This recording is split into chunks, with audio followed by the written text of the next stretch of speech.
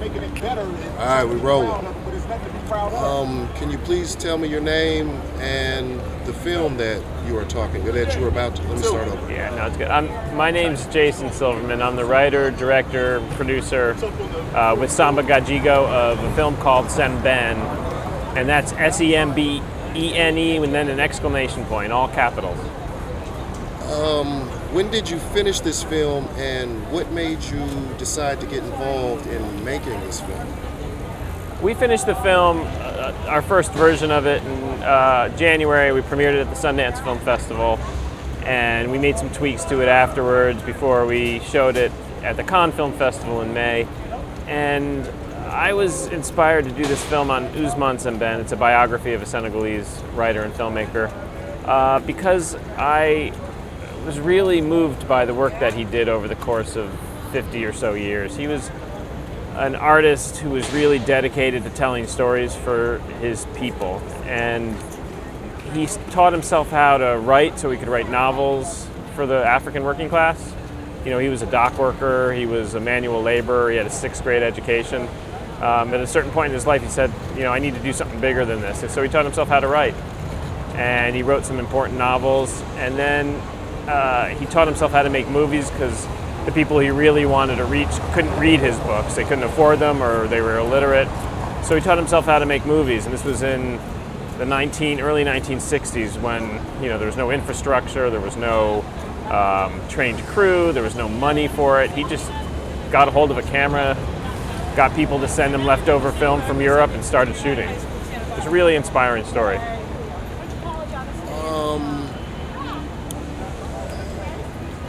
JR, when I talked to him earlier, he was talking about something controversial that happened where he took somebody's money or something to finish a film or something like that. Yeah. Could you tell me a little bit about that?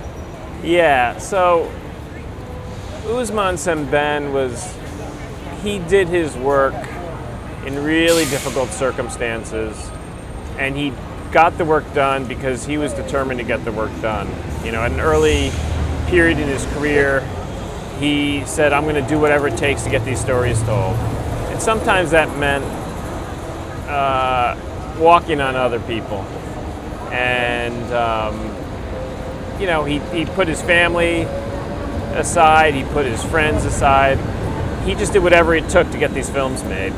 So one example of that happened in the mid-1980s after a period where Sembene had alienated a lot of the funders and the people in power, and he was made the head of a film fund that was designed to give young filmmakers money to make their films in Senegal. He awarded 2 filmmakers some money.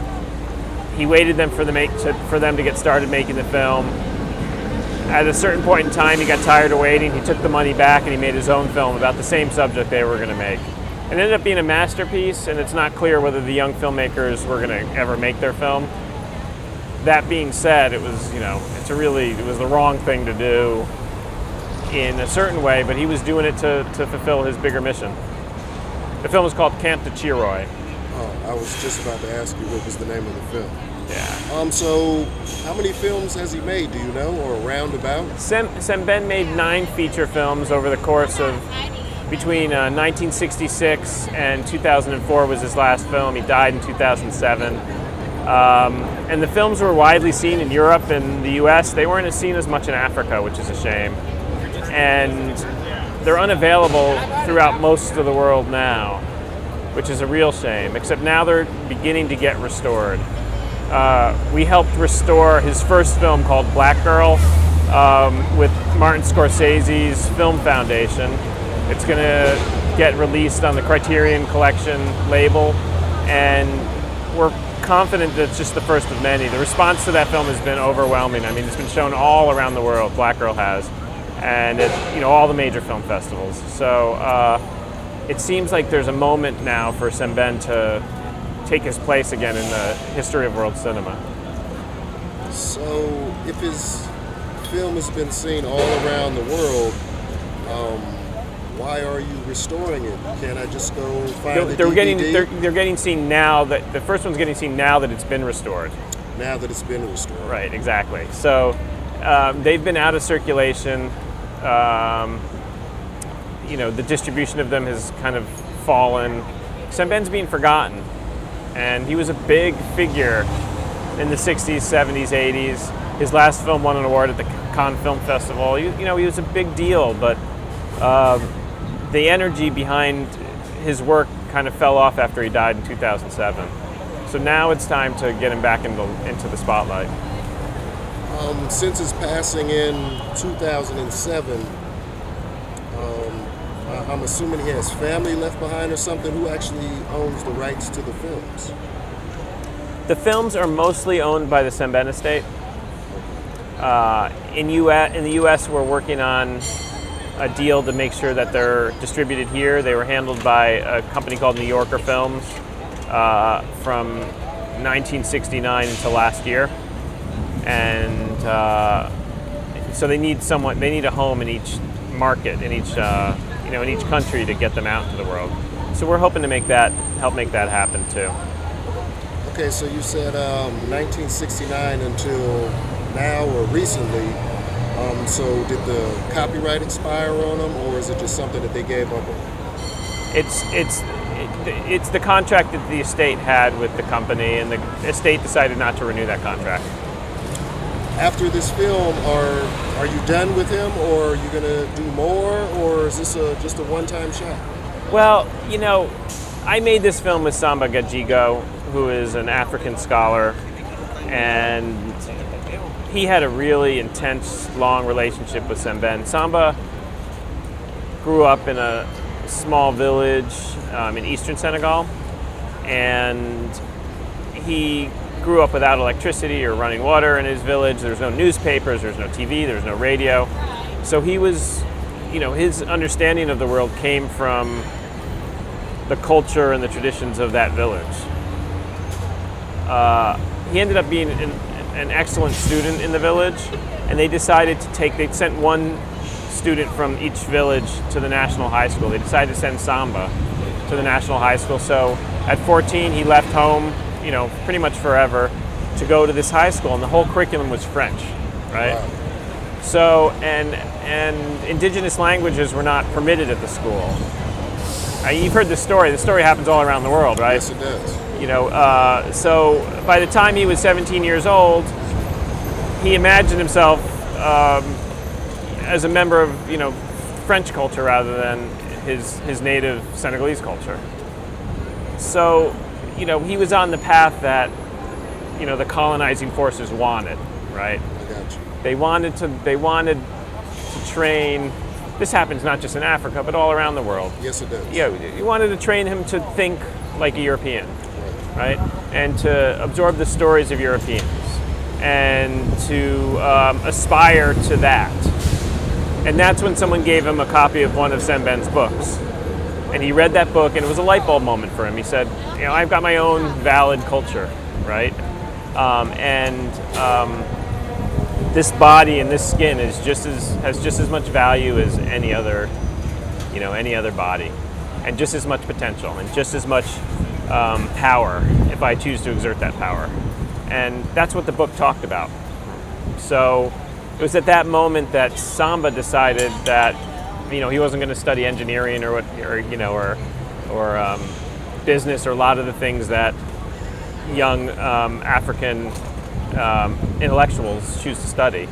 He was going to study African culture and African literature. And that was the moment where things changed for Samba. And from that moment, he was dedicated to Sembene. He was 17 years old. And Samba ended up getting his PhD and moving to the US. And when he had the chance, he went to find Sembene. This is 17 years later, when he was 34 years old. Sembene was in a down period in his life, and he found Sembene, and they started working together, and they worked together for another 17 years. Samba helped resurrect Sembene's career in some ways. And so it's a long way of answering your question, is what happens next is, for Samba, and now for me, because I believe in the mission, this is a lifelong mission. Sembene's films speak to young people really powerfully. I teach Native American students, or I used to teach Native American art students in a university, I show them Sembene's films and they get it. You know, these are films that anyone who's living on the margins can relate to. So having them on the sideline is not acceptable. They need to be out in the, you know, available to people, accessible to people, because they were made to incite change and to inspire people to towards self-empowerment. And they're really good. They're really, you know, they're major works of world cinema. He's called the father of African cinema, and you know, he went in there with his camera, and you know, not only did he get the films made, but he got the films made in such a way that they have, they really adhere to. This Samba has to say this, not me, because I'm not African, but to an African storytelling aesthetic, and they're African at their core. They're not European style movies made in Africa. They're African movies. So, and people relate to that. You know, people not just in Africa, but anywhere can relate to that. A story that really comes from the heart and from the place where it's set. People need that because we're in a moment of commodified storytelling, right? Yes, indeed. Every single story that we hear was created by someone who wants to make a buck from you. They want to sell you something, right? Yes. Everybody wants to sell you something.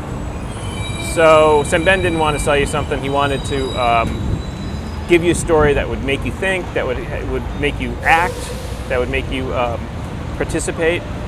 So these are just too valuable to let sit somewhere in a archive. You know, they need to be out in the world. So we're going to try to do our best, the two of us, because that's what we've got, to get them out into the world in a bigger way. Not just in Africa, but you know, in Africa, you know, to any place where people feel marginalized by the mainstream culture. Exactly. Which brings me to another question.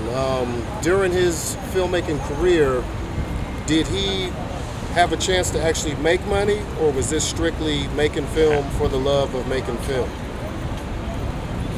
Any money he made just went right back into the next film. Gotcha. He would mortgage his house, which he did almost every film. He died So without. he wasn't making money. He died without money. I got So you. he died without money. He Died died with without an money. incredible legacy. I was about to say died without money, but definitely left a legacy behind. Well, you know, she's not in the film. We interviewed Angela Davis for the film. Nice. She told us that she would take Sembene's books and teach them in her Oakland schools, right? When she was with the Black Panthers. And, you know, that's the kind of energy that these works have. That's the kind of legacy that was left on that generation. There was a certain generation of intellectuals and artists and activists that Sembene was one of the great heroes, you know.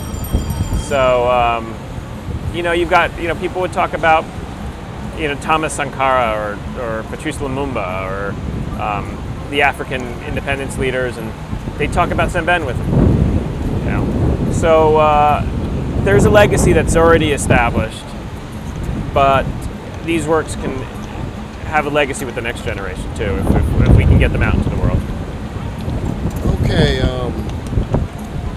let's give 1 second. It's not a wind right now.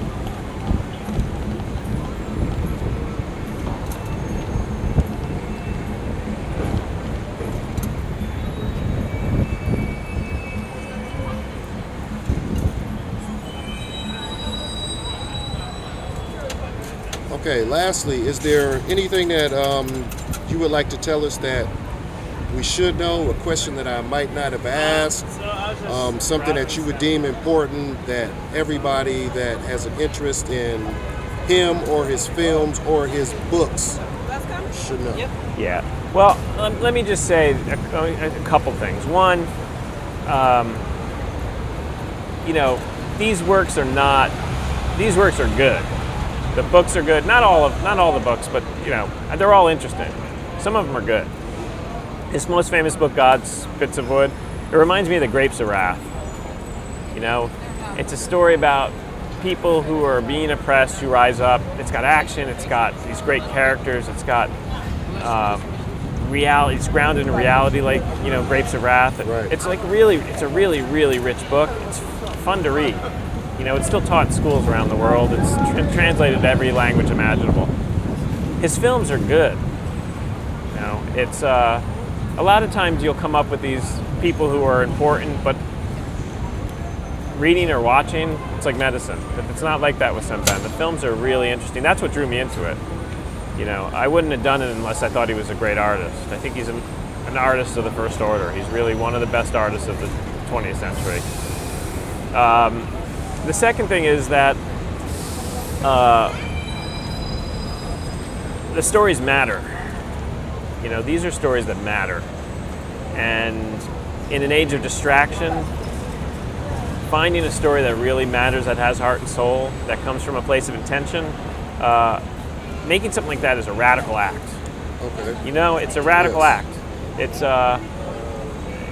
because there's usually not incentive to do it other than wanting to lift your people up, right? Right. And wanting to connect with your people. And I really admire that in Sembene. I admire the way in which, you know, this is a guy who had so much energy and so much intelligence and so much determination. He could have done anything. He could have been president of Senegal, right?